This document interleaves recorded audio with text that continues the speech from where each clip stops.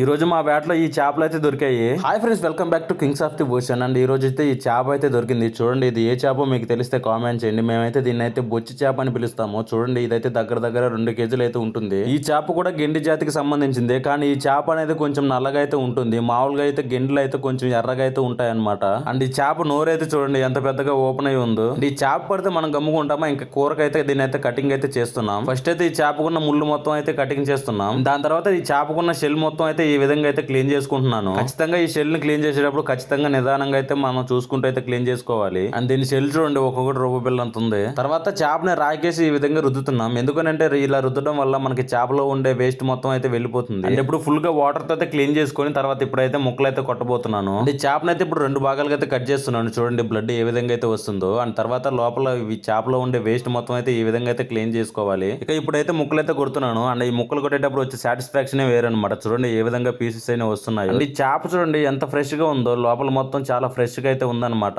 చూడండి. అండ్ ఈ చేపను మీరు ఎప్పుడైనా తింటే కామెంట్ చేయండి. ఖచ్చితంగా ఈ చేపను అయితే తినండి అనమాట. చాలా టేస్టీగా అయితే ఉంటుంది. ఇలాంటి మోర్ కంటెంట్స్ కావాలంటే మన ఛానల్ ని సబ్స్క్రైబ్ చేయండి.